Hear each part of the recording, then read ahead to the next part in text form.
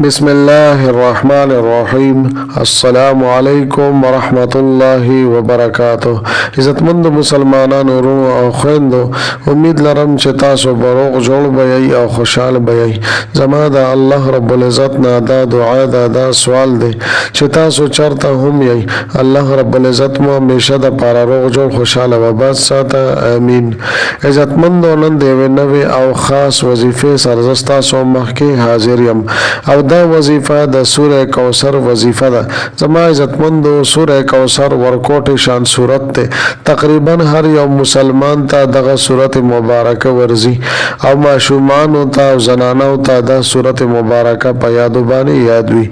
زما عزتمندو، دا یو ورکوټ او مختصر ترین سورت ده، خو زما عزتمندو په ظاهره باندې دا ورکوټ سورت ښکاریږي، مګر د دې چې څومره فضایل دي، د دې چې څومره برکات دي او د دې چې څومره فواید دي، نو زما عزتمندو هغه د بیانولو محتاج نه دي او نه هغه په بیان کې راځي. ځکه چې زما عزتمندو، الله رب العزت د کلام به سړی څومره فضایل بیان کی، سړی به ستړی شي، لیکن د الله رب العزت د کلام پاک چې څومره فضایل او برکات دي هغه به ختم نشي. بهر حال زما محترمو، که څوک ډیر زیات غمځپلی وي او څوک ډیر زیات پریشان وي، د غربت د وجې نه، د تنگ دستی د وجې نه پریشان وي، هر ټایم په سوچ او فکر کې وي او دې دا غواړي چې الله جل شانه دته د حلال او مال او دولت او رزق ورنصیب کی، او دومره د حلال او مال او دولت او رزق چې زما گزاره په هم کیږي، د نور خلکو ضرورت هم پورا کوم. نو زما عزتمندو، د دې لپاره دا خاص وظیفه او دا خاص عمل تاسو ضرور وکړئ. خو زما عزتمندو، دا خبره یاد ساتئ چې د الله جل شانه نه تاسو دعا غواړئ، سوال کوئ، نو د حلال او د مال او دولت سوال کوئ. او دویم نیت په دې وظیفه کې دا کوي چې الله جل شانه ما ته د حلال او مال دولت را نصیب کی، زه به د مخلوق مدد کوم، د الله تعالی د بندګانو سره زه مرسته او مدد کوم.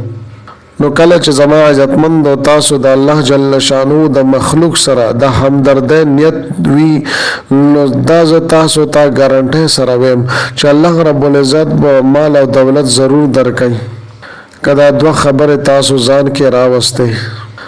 یو دا خبره چې د الله جل شانه تمام مخلوق سره، خصوصا انسان سره او بیا خصوصا مسلمان سره همدردی کول، چې دا نیت او دا جذبه د ستاسو په زړه کې وي. او دویم زما عزتمندو، د حلال او مال او دولت سوال کول. بهر حال زما عزتمندو، کو څوک دا غواړي چې الله رب العزت دې ما ته د حلال او مال او دولت را نصیب کی، نو زما عزتمندو د دې لپاره به تاسو ته د لونګو 3 دانې پکار وي او په دغه لونګو باندې به تاسو د سوره کوثر د وظیفه او د عمل وکوي. زما عزتمندو، دا د 3 ورځو وظیفه او عمل دی. کله چې زما عزتمندو تاسو د وظیفو کې هم د دې وظیفې په برکت سره به الله رب العزت تاسو کروڑپتیان جوړ کی او دومره مال او دولت په کریم رب در کی چې تاسو به سنبالول نشي او تاسو به د هغه حساب کتاب باندې نه پوهیږئ چې را سره څومره مال او دولت ته. زما عزتمندو، دا به ټول د دې سورت مبارکه یعنی د سوره کوثر برکت وي.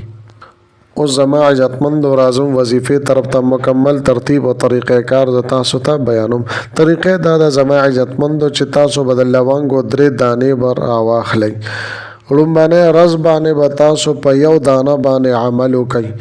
د ټولو نه مخکې به 21 مرتبه 21 پیرې به تاسو درود شریف ووایئ او بیا به دا سورت مبارکه سوره کوثر انا اعطیناک الکوثر سره د بسم الله الرحمن الرحیم نه 221 پیرې 721 مرتبه به تاسو دا ولولئ او په اخره کې بیا 21 پیرې درود شریف ولولئ او د لونګو په دغه دانه باندې به شوف کئ.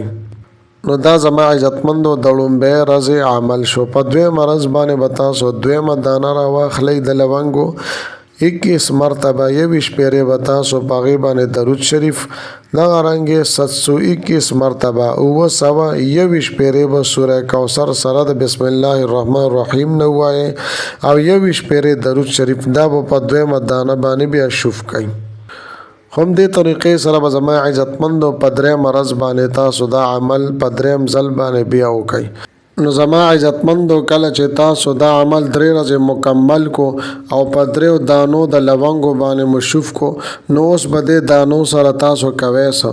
زما عزتمندو د دې ترتیب او طریقې دا ده چې یو دانه به د دې نه تاسو را واخلئ او په خپل بټوه کې به ځان سره کېدئ یا بټوه در سره نوي نو په یو کپړه کې به بند کړئ په جیب کې به واچوئ. مطلب دا دی چې یو دانه به تاسو خپل ځان سره وساتئ.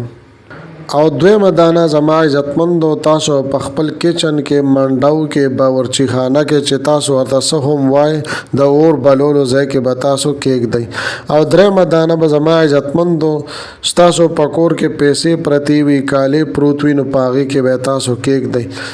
نو زما عزتمندو کله چې تاسو د سوره کوثر 3 ورځې د عمل تاسو په 3 دانو د لونګو باندې وکړو او دا مو د 3 مختلفو ځایونو کې کېښودلې بیا ان شاء الله تعالی تاسو ګوره پیسې به تاسو پسې په خپله باندې راځي. مخکې به تاسو د خلکو نه پیسې غوښتلې اوس به خلک راځي او تاسو نه به قرض غواړي. نو لہذا زما عزتمندو دا عمل او دا وظیفه ضرور به ضرور تاسو کوي د حلال مال دولت د حصول د پاره ځکه چې زما عزتمندو سوره کوثر معنا دا سورت ته خیر ډیر نو کوثر ویل شي ډیر خیر لنو زما عزتمندو په دې کې د ډیر خیر او برکت ذکر دی.